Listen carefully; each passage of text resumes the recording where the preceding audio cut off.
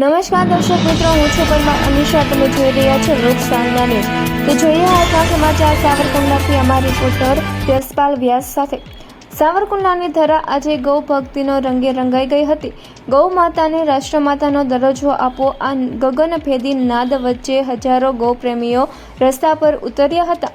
ગૌ સન્માન આહ્વાન અભિયાન અંતર્ગત યોજાયેલા આ ભવ્ય કાર્યક્રમમાં સંતો મહંતોની ઉપસ્થિતિમાં ગૌ માતાનું શાસ્ત્રોક્ત પૂજન અને આરતી કરવામાં આવી હતી. ત્યારબાદ મહુવા રોડથી મામલતદાર કચેરી સુધી વિશાળ રેલી યોજાઈ, જ્યાં ગૌ હત્યા મુક્ત ભારત, ગૌ માતાને રાષ્ટ્ર માતાનો દરજ્જો અને ગૌ સેવા મંત્રાલયની સ્થાપના જેવી માંગણીઓ સાથે આવેદન પાઠવવામાં આવ્યું હતું. સાવરકુંડલામાં યોજાયેલા આ કાર્યક્રમમાં સામાજિક અગ્રણીઓ, યુવા સંગઠનો અને સેવાભાવી સંસ્થાઓ મોટી સંખ્યામાં જોડાયા હતા અને ગૌ સેવા પ્રત્યેની પોતાની અડગ શ્રદ્ધા વ્યક્ત કરી હતી. માટે જે કાંઈ અભિયાન રાખવામાં આવ્યું છે, આજ મામલતદાર કચેરીની અંદર આવેદન પત્ર પણ આપ્યું છે.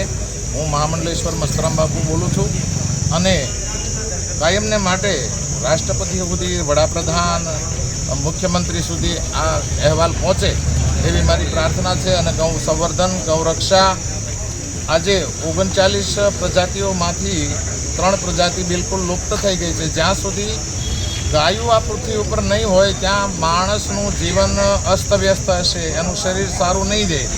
એટલા માટે એની રક્ષા કરવી અને એનો વિકાસ કરવો, એટલા માટે સરકાર એનો ન્યાય આપે એવી મારી કરવત પ્રાર્થના છે. અસ્તુ. आपका नाम क्या है और गौ माता को राष्ट्रमाता जाहिर करने के लिए आवेदन पत्र भेज दिया है मामलेदार? मेरा नाम तो आशीष भदौरिया है और ये हमारे साथी हैं मनीष तिवारी जी हैं. हम लोग वृंदावन से साधुओं के आज्ञा के द्वारा यहाँ आए हुए हैं.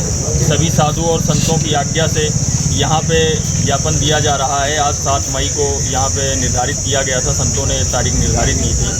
समस्त भारत में करीब 5700 कुछ तहसीलें हैं, जिनमें एक साथ 27 अप्रैल को एक ही समय पे ज्ञापन दिया गया है.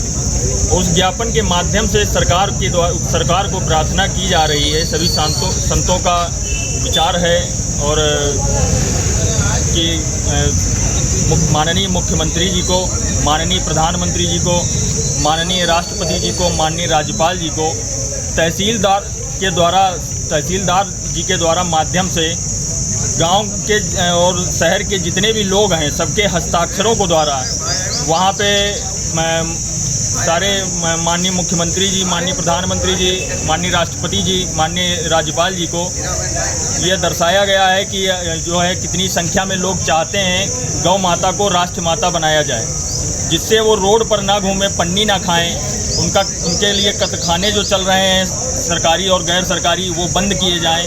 पूर्ण रूपेण ऐसे नियम बनाए जाएं कि अगर गौ माता के लिए कोई गलत कार्य करता है तो उसे मृत्यु दंड के समान जो है नियम बनाने चाहिए और ऐसी कड़ी सज़ा देनी चाहिए कि भूल कर भी कोई दोबारा ऐसे कोई गलत काम गौ माता के लिए ना करे. सभी संतों के द्वारा सभी संतों को सत प्रणाम है, नमन है. इस अभियान में हम लोगों की हमको सेवा मिली गौ माता की सेवा करने के लिए. जय गौ माता. તો ફરી મળીશું એક નવા સમાચાર સાથે. ત્યાં સુધી જોતા રહો લોકસામના ન્યૂઝ.